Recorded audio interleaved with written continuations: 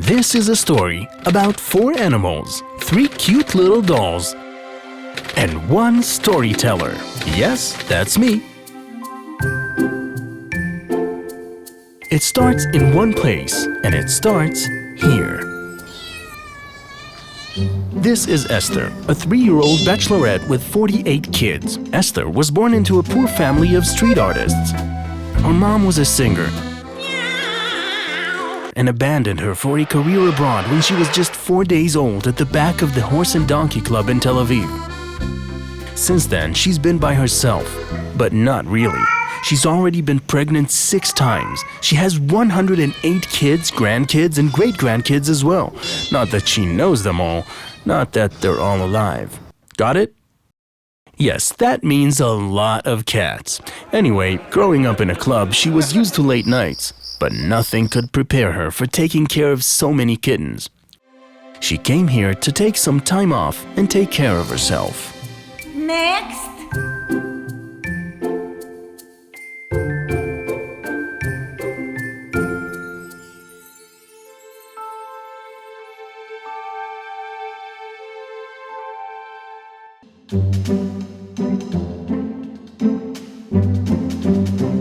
This is Moses. He was born in an auto shop in a kibbutz by the sea. His mother died of poisoning, and he had to raise his 7 little brothers. The day Moses will never forget was when a bunch of drunk kids having a bonfire decided to see whether fur is flammable. Moses was lucky enough to survive, but his brothers weren't as lucky. Since that night, he swore never to trust a human again. His favorite place is the shore near the power station, where the water is warm and there's plenty of fish to hunt or steal some from Benny the fisherman. Moses had already been caught twice and put into quarantine, but managed to escape. Yesterday, when he was out scavenging for food, he was caught by Sam, the head of the kibbutz, who put him in the notorious Ashkelon quarantine. Sam hates dogs.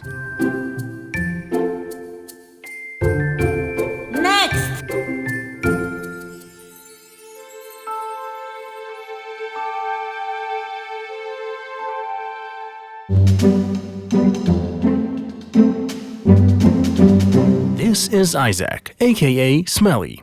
He is 4 years old from Ashdod city. Smelly was born with 2 extra hairs, one on each side of his mustache. That made his sense of smell extra powerful. He's lived on the streets since forever and knows each and every alley, building, and trash dumpster by heart. Every day at exactly 2:02, the grocery store owner takes out the trash. That's when Smelly's mustache starts to vibrate and point at the direction of the food. At 2:03, hundreds of cats arrive and the daily war for food begins. Smelly must be quick or he will stay hungry.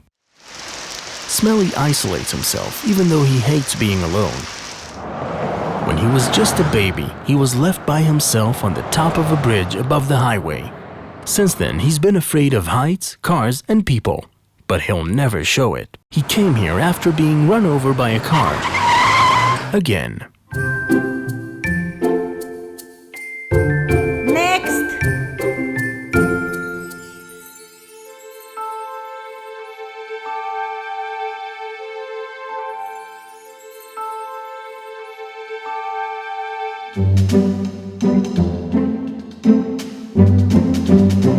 This is Pierre. He was born in the 8th district in Paris, a son to Leah, a rich Jewish lawyer that split her time between France, Israel, and Miami. Yep, Pierre has seen the world. A happy little puppy that was always loved.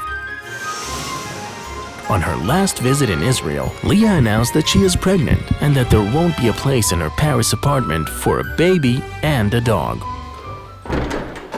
Leah left Pierre by a tree near the highway, terrified to his bones, and flew back to Paris.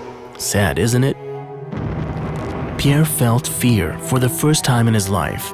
He was afraid of the street, people, cats, dogs, cars, and roads. A few days later, he was found near the tree right where Leah left him, still waiting for her to come back. Next.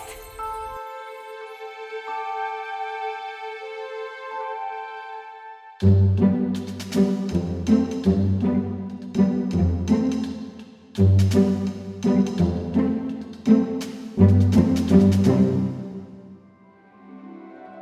the Animals Live Ashkelon Clinic was founded to carry out the critical work of proactively and systematically spaying and neutering tens of thousands of dogs and cats in order to solve the problem of reproduction and overpopulation on the streets. The clinic, which relies on public donations, offers subsidized prices for those who cannot afford to spay, neuter, and treat their animals in professional and loving hands. But mainly, Let the Animals Live Ashkelon Clinic is home to all those who have no home. It is a mark on the way to a suffer-free, filled with compassion Israel, in which animals will have a better future. It starts here, in this place. It starts with one.